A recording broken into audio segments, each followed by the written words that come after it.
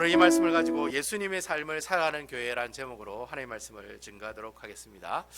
계속해서 교회란 무엇이냐라는 질문을 던지고 제가 여러분들에게 사도행전에 나오는 하나님이 기뻐하시는 교회의 모습들을 계속해서 살펴보고 있습니다.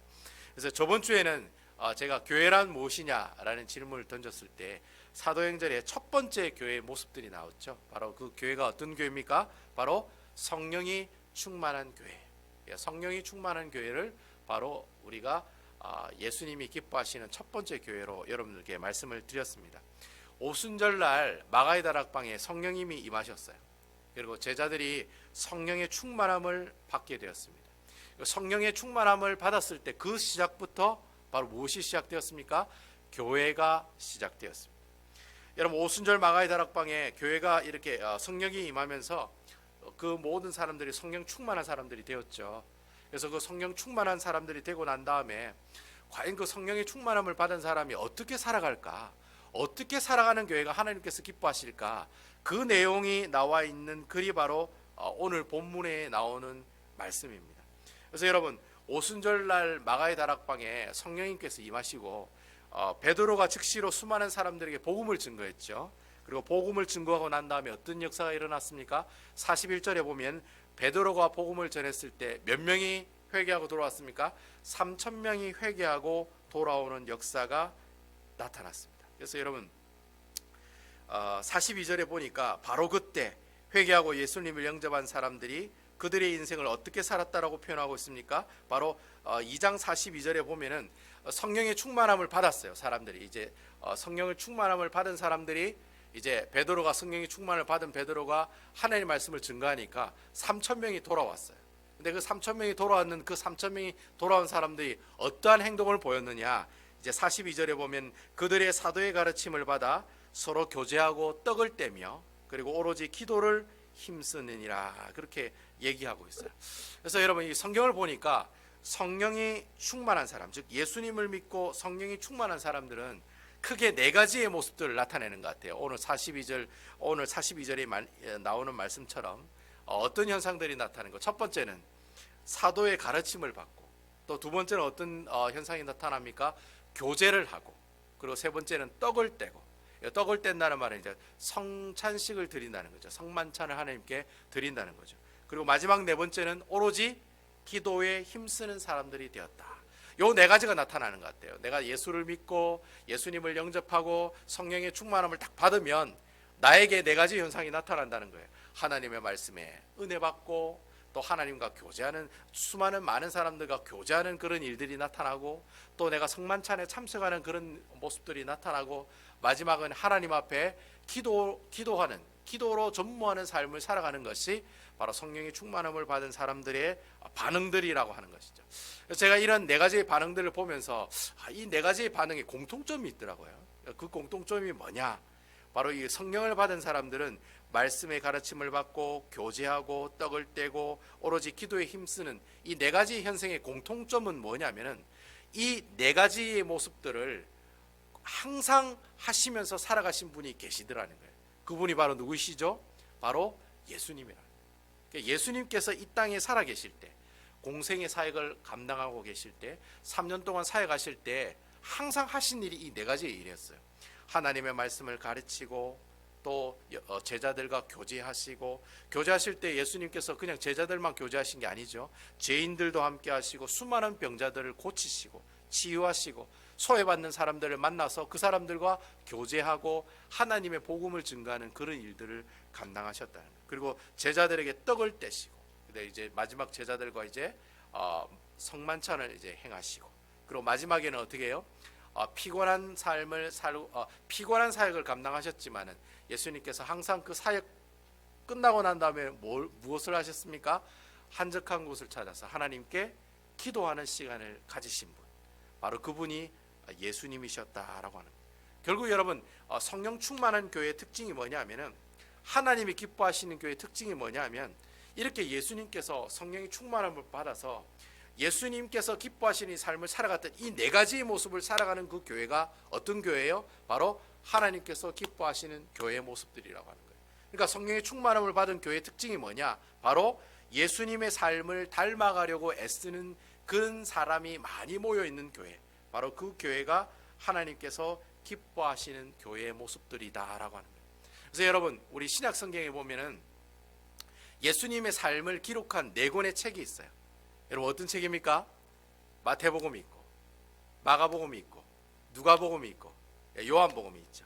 제가 보통 이래 성경을 가르칠 때 우리 소망이 열린교회 소망의 어르신들한테도 성경을 가르쳤습니다만, 제가 항상 성경을 가르칠 때 신약 성경에 4가지 볶음밥이 있다고.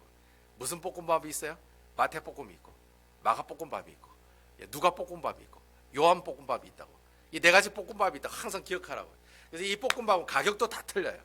뭐 누가복음은 28불, 뭐 그리고 마가복음은 16불, 누가복음은 24불, 요한복음은 21불. 이 다 장수입니다. 그리고 이런 맛도 틀리고 재료도 틀리고 먹는 사람들도 다 틀려요. 그런 4가지 볶음밥이 바로 신약 성경에 있다. 제가 그렇게 사람들이 가르치는데요. 어쨌든 여러분, 이 마태복음과 마가복음과 누가복음과 요한복음은 다 누구를 기록한 글입니까? 예수님이 누구이신지를 기록한 책들이에요. 근데 이 책들은요, 다 주제가 다 있어요. 마태복음은 왕으로 오신 예수님, 그리고 마가복음은 종으로 오신 예수님, 그리고 누가복음은 인자로 오신 예수님, 그리고 요한복음은 하나님의 아들로 오신 예수님. 그러니까 여러분, 이 복음서라고 하는 것은 다 누구 얘기예요? 예수님의 이야기라고 해요. 지저스 스토리가 바로 복음서에 나오는 내용이다라고 하는 겁니다. 그래서 여러분, 사복음서를 읽어보시면 예수님이 언제 어떻게 태어나시고, 어떻게 십자가에 못 박혀 죽으시고, 또 어떻게 부활하시고, 또 어떻게 사셨는지, 어떻게 승천하셨는지, 그 내용들이 이 사복음서 안에 보면 잘 나와 있다라고 하는 겁니다. 근데 여러분, 이 복음서 중에 예수님의 삶을 아주 인삼 엑기스처럼 쫙 이렇게 뽑아가지고 기록한 책이 한 권 있어요. 그 책이 어떤 책이냐면 바로 마태복음이에요. 특별히 그 마태복음에 어디에 나오는 내용이냐면은, 여러분, 산상수훈이라고 여러분 들어본 적 있으세요? 예수님께서 이렇게 산에서 제자들을 이렇게 쭉 산 밑에 앉혀놓고 예수님께서 산 위에서 설교하신 내용이 있어요. 그걸 예수님의 산상수훈 설교라. 그 내용이 어디에 나오냐면 마태복음 5장, 6장, 7장에 보면 나와요. 그 내용이 바로 예수님의 삶에 관한 엑기스와 같은 내용이 나오는 내용이다. 그래서 여러분, 신학자들은 이 마태복음에 나오는 5장, 6장, 7장 이 산상수훈 설교를 뭐라고 얘기하냐면 예수 그리스도의 황금률이다. 그러니까 예수님께서 설교하시고 예수님께서 이렇게 살았다라고 하는 이 삶을 보여주는 엑기스가 담겨 있는 글이다. 그래서 아주 중요한 내용의 글이라는 거예요. 바로 그 내용이 마태복음 5장과 6장과 7장 예수님의 산상수훈 설교 안에 다 들어가 있다라고 하는 거예요. 그래서 여러분, 그 산상수훈에 보면은 첫 번째 무슨 내용이 나옵니까? 여러분 잘 아시죠? 심령이 가난한 자는 복이 있나니 천국이 누구의 것이요? 그들의 것이요. 애통하는 자는 복이 있나니 그들이 무엇을 받을 것이요? 위로를 받을 것이요. 이렇게 막 8가지 복들을 막 이렇게 기록해 놨어요. 그래서 사람들이 이것을 보고, 야, 이거 하늘나라의 천국 백성들이 이런 복을 받는구나, 이래 생각을 하는데, 이게 복에 관한 얘기가 아니에요. 여러분, 이 8가지 복을 이제 우리가 팔복이라고 하는데, 이 팔복의 내용은요, 너희가 이래 삼으면 복 받는다라는 그런 내용이 아니에요. 이 팔복의 내용의 의미가 뭐냐면은 예수님께서 이렇게 사셨다는 거예요. 8가지의 모습으로 사셨다는 거예요. 어떻게 사셨느냐? 심령이 가난한 자로 사셨다. 물질이 충만하고 물질이 넘치는 사람으로 살아가신 게 아니라 마음이 가난한 사람으로 살아가셨다. 항상 부족한 가운데 항상 가난한 사람을 찾아가서 하나님의 복음을 증거하는 삶을 사신 분이 바로 누구세요? 예수님이라는 거예요. 그리고 여러분, 애통한 사람, 바로 이 애통하신 분이 바로 예수님이셨어요. 그리고 온유하신 분, 바로 온유한 자로 오신 분이 바로 예수님이죠. 의에 줄이고 목마르신 분, 바로 그분이 누구세요? 예수님이셨죠. 긍휼히 여기시는 분, 바로 그분이 누구세요? 예수님이셨죠. 예수님께서는 모든 사람을 다 긍휼히 여기시고 예루살렘에 앞으로 망할 것을 생각하시고 예루살렘 성에 안에 있는 사람들을 보고 어떻게 하세요? 눈물을 흘리시잖아요. 앞으로 좀 있으면 다 쫄딱 망할 건데 그거 아시고 그들을 긍휼히 여기는 그런 마음을 가지시고, 또 마음이 청결한 자, 마음이 청결하신 분이 바로 누구세요? 주님이시잖아요. 그리고 화평케 하시는 분이 누구시죠? 바로 주님이시죠. 그리고 마지막에는 의를 위하여 핍박받는 분, 바로 그분이 누구세요? 예수 그리스도라고 합니다. 그러니까 여러분, 이 산상수훈이 처음에 나오는 8가지 복은 이렇게 살아가신 분이 예수님입니다라는 내용을 기록한 글이지 이래 살면 복 받아요 그런 내용이 아니라는 거예요. 그러니까 여러분 어쨌든 마태복음의 산상수훈에서 처음에는 어떤 내용이 나와요? 예수님은 바로 이 8가지의 모습으로 우리와 함께 살아가신 분이다. 그러니 너희도 어떻게 살아라? 이 8가지의 복을 받는 사람으로 어떻게 해라? 살아가라. 바로 그 내용이 산상수훈의 처음에 8가지의 복으로 우리에게 얘기하고 계신다는 거예요. 그래서 예수님이 8가지의 복을 얘기하면서 나중에 무슨 얘기를 하냐면 이 8가지 복이 끝나고 난 다음에 무슨 내용을 얘기하느냐면 그럼 이제 너희가 이제 8가지 복 받는 사람으로 살아야 되는데 그럼 어떻게 살아야 돼요? 그 구체적인 내용이 바로 팔복 뒤에 나와요. 바로 6가지 하나님께서 하라, 6가지 하지 마라. 네가 이제 이렇게 살아야 되잖아요. 너희가 복 받는 사람으로, 즉 8가지 복을 가지고 있는 예수님을 믿는 사람으로 살아가야 되는데 어떻게 살아가야 되느냐? 그 구체적인 내용이 팔복 다음에 나오는 내용에 나온단 말이에요. 그래서 6가지의 하라, 또 6가지의 하지 마라, 그런 내용이 이 산상수훈 내용에 계속해서 우리에게 얘기해주고 있다는 거예요. 그래서 여러분 하라라는 내용은 무슨 내용이 있습니까? 이렇게 기도하라. 그래서 여러분 산상수훈 안에는 6장에 무슨 내용이 나와요? 주기도문이 나와요. 이렇게 기도하라. 그리고 원수를 사랑하라. 구제할 때 어떻게 하라? 은밀하게 하라. 보물을 하늘에 쌓아두라. 땅에 보물을 쌓아두지 말고 하늘에 쌓아두라. 그리고 좁은 문으로 들어가라. 그리고 구하고 찾고 어떻게 하라? 두드려라. 기도하라는 거예요. 너희가 이러한 삶을 살아갈 때 하나님께서 주시는 그 복들을 누리면서 살아간다는 거예요. 그리고 복 대신 그 주님을 바라보면서 살아갈 수가 있다는 거예요. 그리고 또 하지 마라가 6가지가 나오고 무슨 내용이 나오냐면은 하지 말라는 첫 번째 내용이 무슨 내용이에요? 화내지 말아라. 분내지 말아라. 화내는 게 안 좋아요, 여러분. 예수 믿는 사람들은 화내는 게 안 좋아요. 가급적이면 화를 안 내셔야 돼요. 그리고 두 번째는 뭐예요? 외식하고 금식하지 말아라. 남에게 보이는 그런 금식하지 말아라. 그리고 간음하지 말아라. 맹세하지 말아라. 또 악한 자를 대적하지 말아라. 또 마지막에는 뭐라고 얘기해요? 비판하지 말아라. 그런 내용이 너희가 앞으로 8가지의 그 복을 들고 살아가시는 예수님을 바라보고 살려면은 바로 이러한 6가지 하라, 6가지 하지 마라의 내용이 쭉 계속해서 이렇게 주님께서 이 설교를 통해서 우리에게 하고 계신다라고.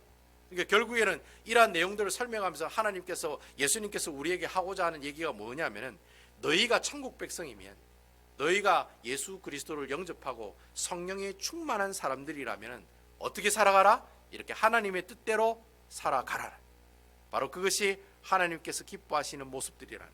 그렇게 이렇게 이제 예수님께서 이제 설교를 하시고 마지막에 이제 결론을 내는 내용이 나와요. 그 내용이 이제 마태복음 7장 15절에서 27절의 말씀에 보면은 예수님께서 이제 산 위에서 설교하시는 마무리하는 내용들이 나와요. 예수님께서 이게 마무리하는 내용이 어떤 내용이 나오느냐면은 마태복음 7장 20절에 보면 딱 나와요. 무슨 내용이냐면 마태복음 7장 20절에 그렇게 예수님께서 말씀하세요.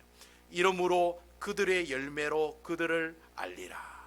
이 말이 무슨 말이냐면, 자, 예수님께서 이제 설교하시면서 하지 마라 하라, 앞으로 이 팔복을 가지고 살아가는 사람이 되라고 얘기하셨잖아요. 그럼 내가 이렇게 하나님의 말씀에 순종하고 살았다는 거 어떻게 할 수 있느냐? 어떻게 할 수 있냐 말이죠. 내가 어떻게 성령의 충만함을 받고 살아가고 있는다는 걸 어떻게 알 수 있느냐? 내가 예수님을 믿고 예수님의 말씀에 순종한다는 것을 내가 어떻게 알 수 있느냐? 여러분 어떻게 알 수 있어요? 오늘 여러분 예수님께서 뭐라고 얘기합니까? 당신의 열매를 보면 알 수 있습니다 라고 얘기하고 있다는 거예요. 그러니까 여러분 하나님의 말씀에 순종하고 순종하지 않느냐, 천국 백성으로 잘 살고 있느냐 아니냐는 여러분들이 무엇을 보고? 열매를 보고 알 수 있다는 거예요. 여러분들이 행동하는 그 모습들을 보면은 아, 저분은 성령 충만하신 분이야, 아, 저분은 천국 백성이야, 그걸 알 수가 있다는 거예요. 그래서 여러분 신약 성경에 보면은 이 열매에 관한 얘기가 참 많이 나와요. 그래서 여러분 마태복음 3장 8절에 보면은 그러므로 회개에 합당한 무엇을 맺으라? 열매를 맺으라. 회개랑 열매랑 같은 내용으로 예수님께서는 얘기하고 계신다는 거예요. 그러니까 여러분 회개 잘하는 사람이 어떤 사람이에요? 열매를 잘 맺는 사람. 하나님, 제가 오늘 잘못했습니다. 저희 죄를 용서해 주십시오. 제가 오늘 화를 냈습니다. 주님 용서해 주십시오. 제가 오늘 그냥 나쁜 생각 좀 했습니다. 주님 용서해 주십시오. 하나님 앞에 회개하며 나오는 삶을 살아가는 사람, 바로 그 사람이 열매를 잘 맺는 사람이라는 거예요. 그리고 여러분 요한복음 15장 5절에 보면 무슨 말씀이 있습니까? 나는 포도나무요 너희는 가지니 그가 내 안에 내가 그 안에 거하면 사람이 무엇을 많이 맺는다고 합니까? 열매를 많이 맺나니 그렇게 얘기하고 있어요. 예수님과 나의 관계가 가지고 포도나무 둥치예요. 딱 붙어 있으면 어떻게 해요? 내가 예수님께 붙어 있으면 어떻게 해요? 바로 열매 맺는 삶을 살아갈 수가 있다. 그분이 내 안에 계시고 내가 그분 안에 있으면 많은 열매를 맺고 살아간다고 성경은 얘기하고 있다. 그리고 여러분 빌립보서 1장 11절에 보면은 그런 말씀이 있어요. 예수 그리스도로 말미암아 의의 열매가 가득하여 하나님의 영광과 찬송이 되기를 원하노라. 사도 바울 선생이 빌립보 교회에게 뭐라고 얘기하냐면 열매를 맺는 것은 다 누구 때문이다? 예수님 때문이에요. 예수님 때문에. 열매를 맺는 것은 다 누구 때문이에요? 예수님으로 말미암아 열매를 맺는다라고 얘기하고 있다는 거예요. 그런 얘기를 또 빌립보 교회를 통해서 사도 바울 선생이 하고 있다는 거예요. 근데 뭐니 해도 열매에 관한 얘기의 유명한 구절은 어디에 있습니까? 갈라디아서 5장 22절에 나오죠. 오직 성령의 열매는 사랑과 희락과 화평 오래 참은 자비 양성 충성 그리고 온유와 절제니 이 같은 것을 금지할 법이 없느니라. 사도 바울은 이 갈라디 교회를 향해서 뭐라고 얘기하냐면은 성령을 따라 행하는 사람, 성령 충만한 사람이죠. 예수 그리스도를 영접한 사람, 예수님을 믿고 말씀에 순종하는 사람, 그 사람은 어떤 열매를 맺는다고 합니까? 9가지의 열매를 맺는다라고 우리에게 얘기하고 있다는 거예요. 그러니까 여러분 이 9가지 열매를 맺는다라는 것이 바로 어떤 의미를 얘기하는 거죠? 내가 지금 성령 충만한 삶을 살아가고 있다. 바로 그런 얘기가 바로 열매를 맺고 있는 삶을 살아간다는 말하고 같은 말이라고. 근데 여러분 이 성령의 9가지 열매가 나오기 전에 여러분 앞에 있는 내용을 보시면요 5장 19절에서 21절의 내용에 보면은 성령의 열매와 반대의 열매가 나와요. 육체의 열매를 맺는 사람들이 나와요. 육체의 일을 맺는 사람, 육체의 열매를 맺는 사람, 그 사람이 나오거든요. 그 사람의 그 내용이 나오거든요. 그 내용을 여러분 한번 읽어보도록 하겠습니다. 5장 19절에서 21절이 나오는 말씀.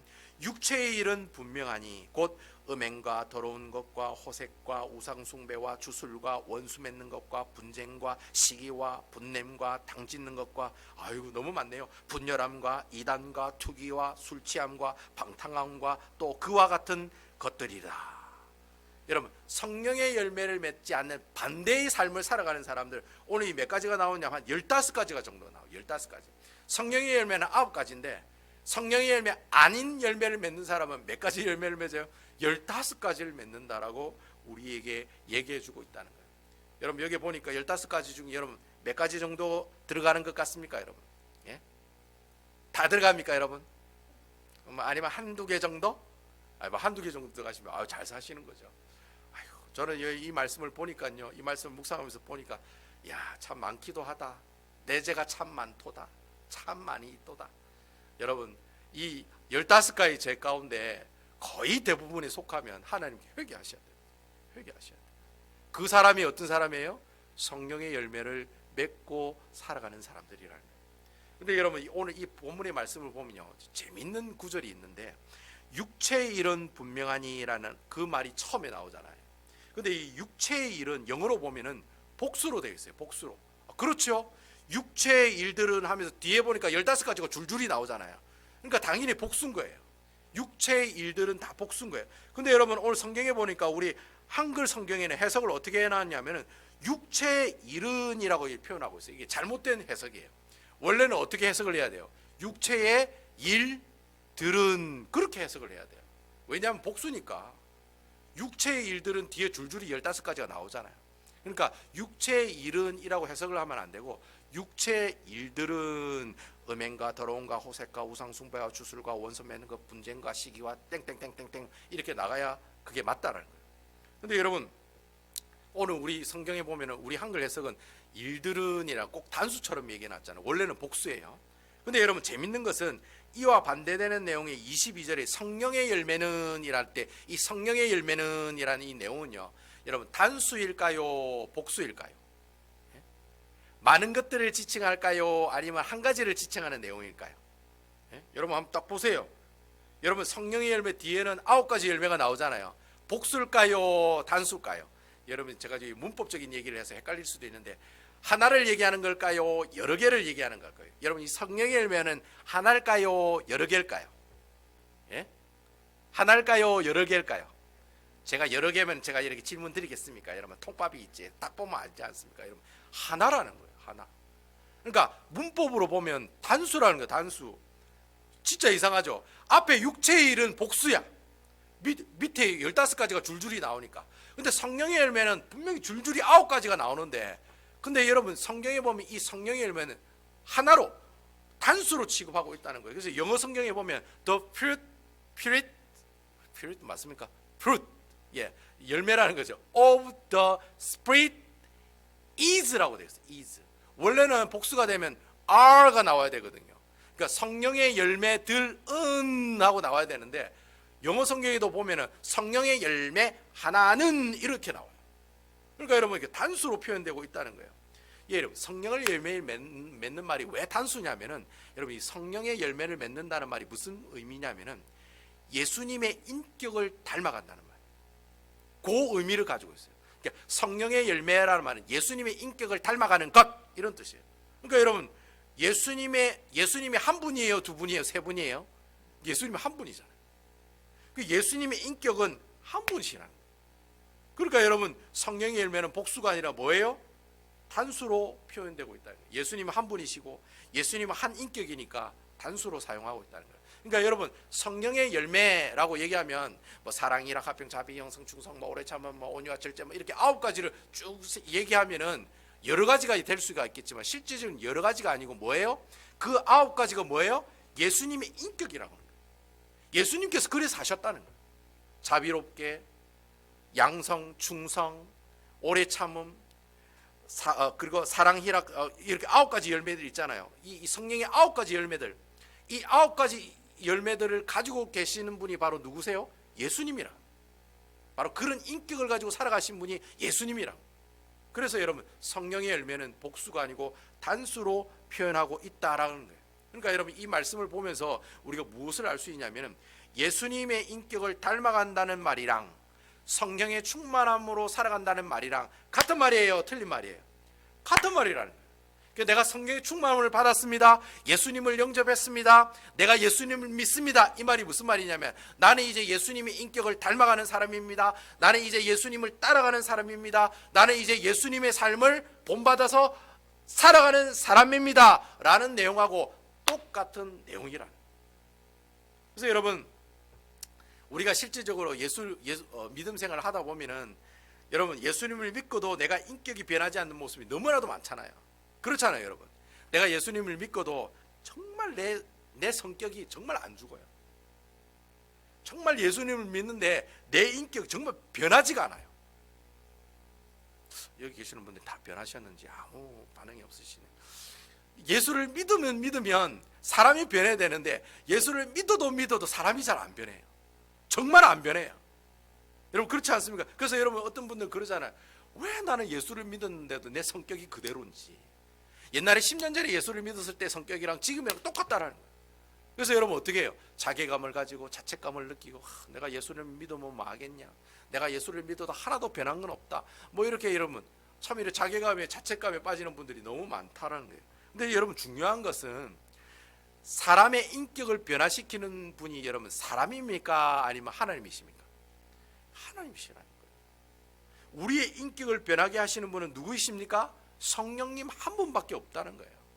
사람을 변화시키는 건 사람이 하는 일이 아니에요. 사람을 변화시키는 일은 오직 누가 하시는 일이에요? 성령님이 하시는 일이에요. 성령님이 오셔야지만이 성령의 열매를 맺을 수가 있는 거예요. 여러분 이 사실 믿으십니까? 그러니까 여러분 오늘 본문의 38절의 내용처럼 성령을 선물로 받아야지만이 우리가 어떻게 해요? 사람이 변하게 된다는 거예요. 성령을 선물로 받아야지 내가 주님 앞에 주님을 닮아가는 삶을 살아갈 수가 있다는 거예요. 내가 어떻게 예수님을 닮아갈 수가 있습니까? 닮아갈 수가 없는 거예요. 성령님이 나와 함께 동행하셔야지만이 내 인격과 내 성격과 내 기질이 바뀌는 거예요. 그래서 여러분 내가 성령님을 따라가는 삶을 살아간다라는 말이 바로 어떤 말이에요? 내 인격이 변화된 삶을 살아갑니다 라고 하는 그런 증명이 될 수 있는 말이 된다는 거예요. 그러니까 여러분, 내가 예수 믿고 변화가 되었다. 그럼 어떤 사람이에요? 성령의 충만함으로 살아가는 사람이다 라고 하는 내용이에요. 여러분 스스로 한번 생각해 보세요. 내가 지금 성령 충만한 사람인지, 아직도 내 성격, 내 기질, 내가 가지고 있는 어떤 그런 성격을 가지고 살아가시는지, 그런 것들이 하나하나 죽어가면서 살아가는 것이 바로 내가 예수님을 닮아가는 사람의 모습이에요. 바로 예수님의 인격, 예수님께서 가지고 계시는 그 인격을 어떻게 해요? 닮아가는 모습으로 살아가는 인생이 된다라는 거예요. 그래서 여러분 항상 기억하셔야 돼요. 오직 성령님만이 내 인격을 어떻게 할 수 있다? 바꿀 수 있다는 거예요. 오직 성령님만이 내가 예수님의 삶을 살아갈 수 있도록 도와주신다는 거예요.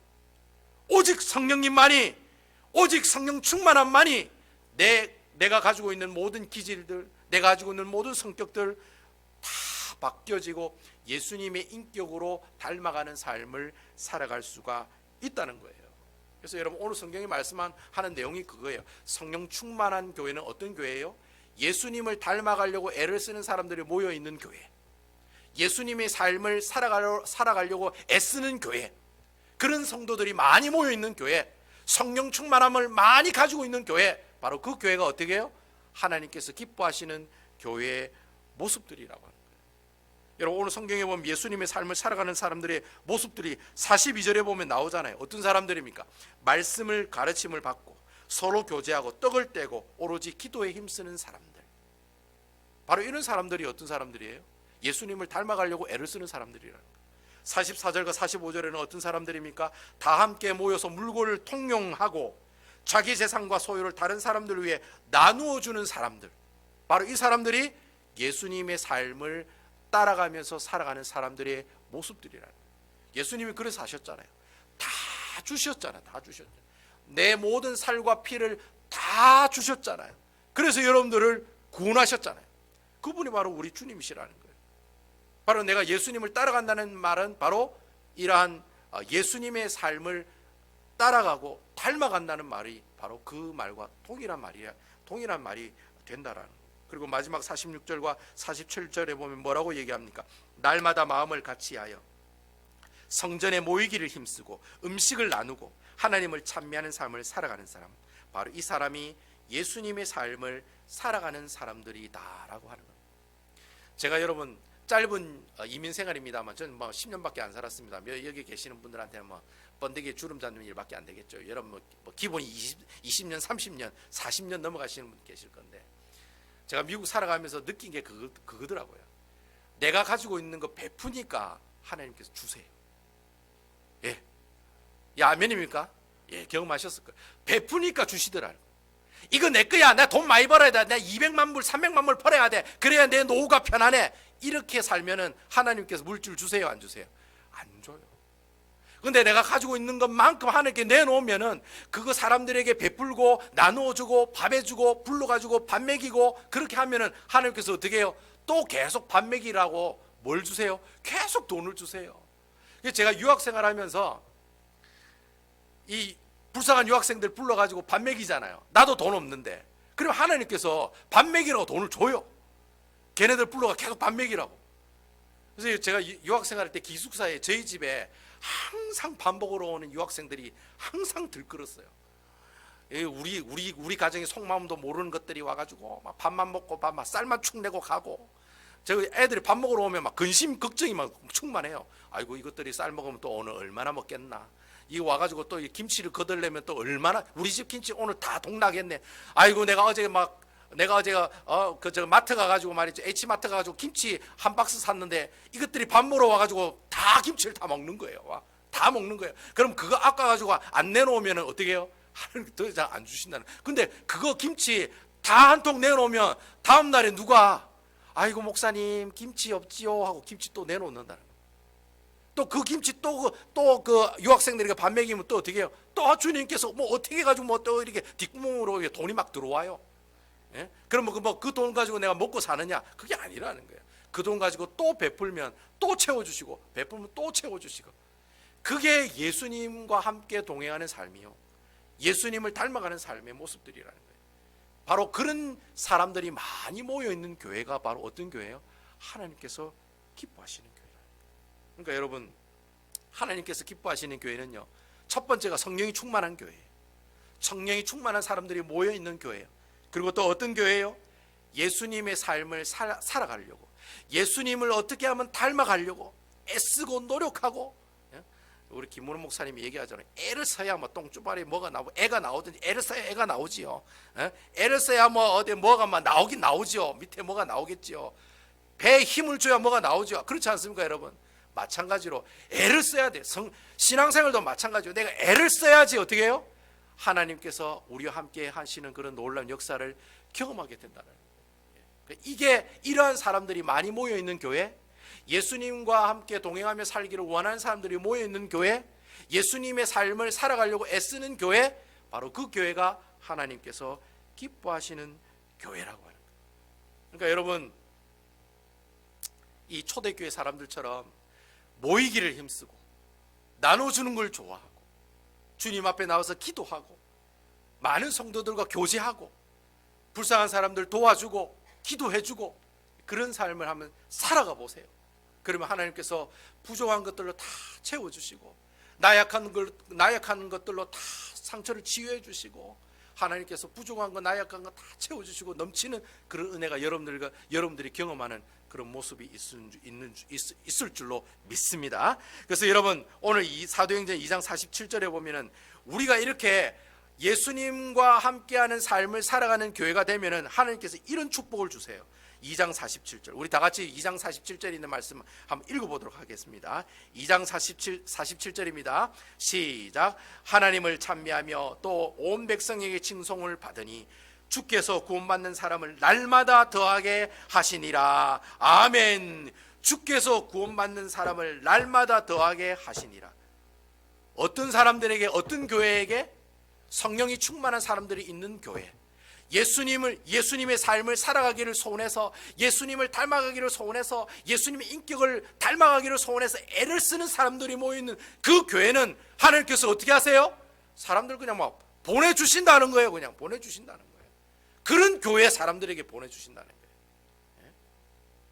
교회 목사가 설교가 좋고 교회가 분위기가 좋고 저 교회 가니까 반찬이 참 좋더라, 밥이 맛있더라, 그래가지고 성도들이 교회로 오는 것이 아니라 내가 성령이 충만하고 예수님을 닮아가려고 애를 쓰는 그런 교인들이 있는 그 교회 하나님께서 어떻게 해요?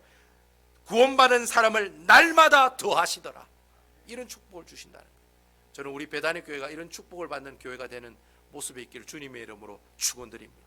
그리고 여러분들이 그런 교회로 살아가실 때 여러분들의 가정에 하나님께서 부어주신 물질적인 축복과 영적인 축복으로 하나님께 영광과 감사를 돌리며 나아가 살아가시는 그런 아름다운 귀한 가정 되시기를 또한 주님의 이름으로 축원드리겠습니다.